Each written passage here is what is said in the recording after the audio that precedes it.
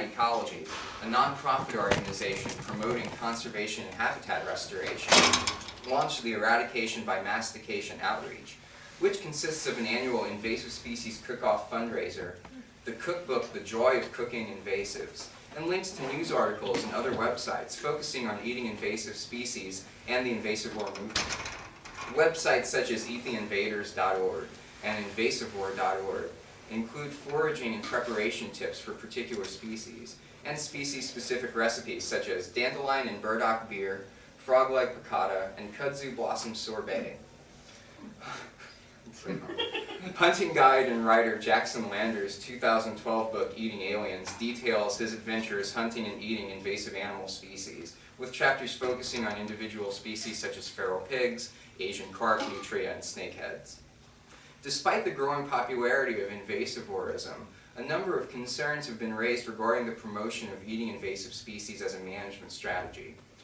The importance of eating invasive species as economic resources may lead to their spreading and introduction into other places. Cultural attachment to invasive species is another potential concern. If the consumption of an invasive species becomes an important part of a given culture's identity, members of that culture will likely be more reluctant to want to eradicate it.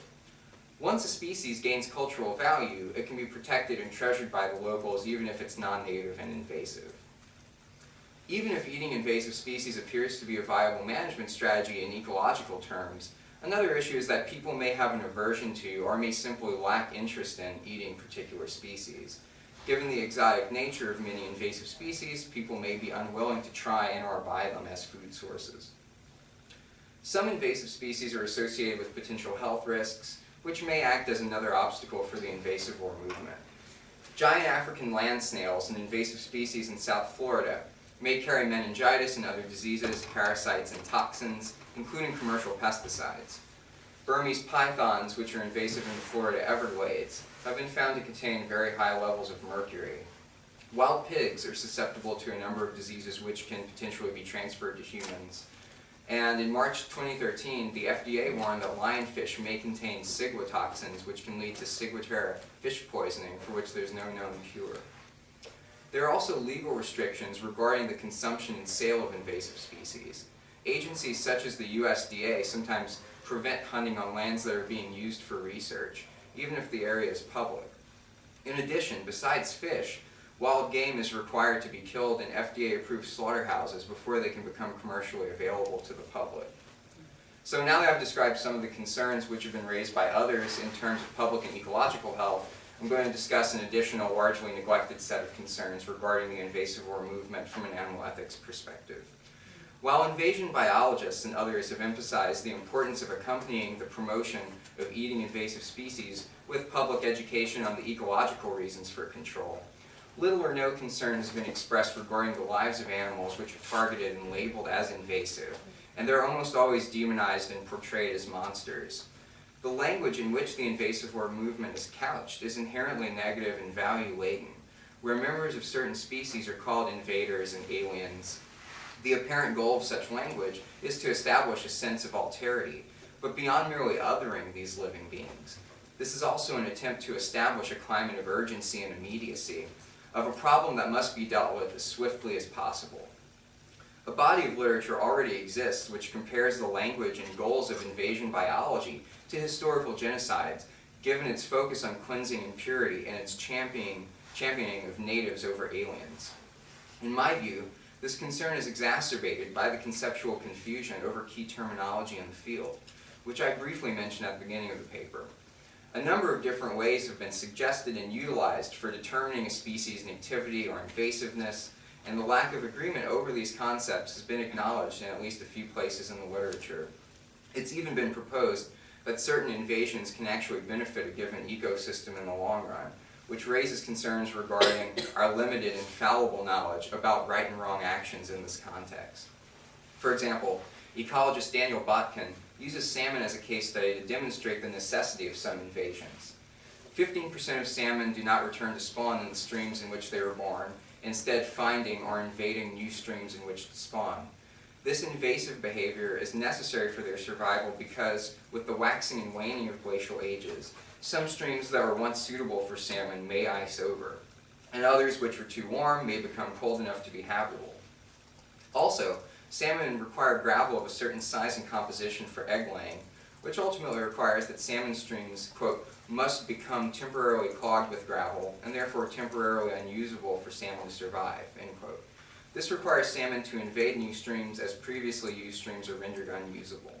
While Botkin acknowledges that some invasive species have been detrimental, he also writes, quote, I'm aware of no evidence to support the generalization that all invasiveness is always negative, end quote. With the rise of the Invasivore movement, the responsibility for taking action against invasive species has shifted. Whereas control of invasive species was previously left almost entirely up to wildlife managers and invasion biologists, the public at large is now also made out to have the opportunity and obligation to do its part to drive back these invaders by viewing them as food sources. This responsibility, coupled with the ways in which invasive species have already been demonized, leads to increasingly negative social perceptions of members of these species. While it's acknowledged in the literature that nearly all introductions of invasive species are anthropogenic, the negative light in which invasive species are cast makes it appear as though members of these species are going out of their way to terrorize the populace. In a situation not entirely different from the novel Frankenstein, we've collectively reified the notion of members of invasive species as monsters, imposing our fear and hatred of outsiders and the other, and must now take action against them to restore peace in our community. To be clear, I'm not arguing that no action should ever be taken regarding members of species which have been deemed invasive.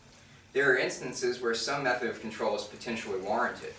However, we need to understand that these living beings to whom we've attached this label are doing what they do as members of a given species, and that even if some kind of action should be taken in a given case, we should understand that this is largely our fault and have some level of lament regarding these circumstances.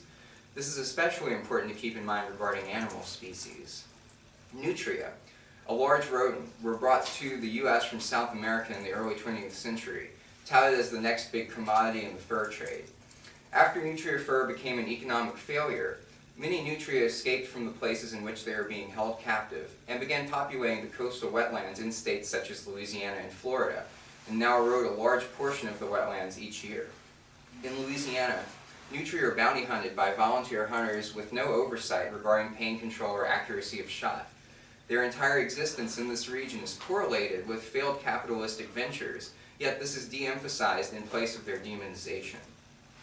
There are a number of other examples of management tactics which could be carried out in more ethically responsible ways. And elsewhere, I've argued for the prioritization of non-lethal and preventive methods of control. In practice, such prioritization is always subject to constraints such as cost-effectiveness, efficiency, and the social perception of members of invasive species as beings which are inherently bad. Unfortunately, despite the acknowledged conceptual confusions within invasion biology, people will nonetheless continue to use these terms and to ascribe the property of invasiveness to members of certain species for reasons which are perhaps warranted or unwarranted. As an aside, one potentially positive aspect of the promotion of eating invasive species, which I haven't yet mentioned, is that many invasive plant species, such as parts of the kudzu vine, are very nutritious, but this has previously been overlooked because our social gestalt of these plants did not include viewing them as a food source. Instead, many plant species have previously been destroyed, while at the same time concern has recently been garnered for things like local and global food security.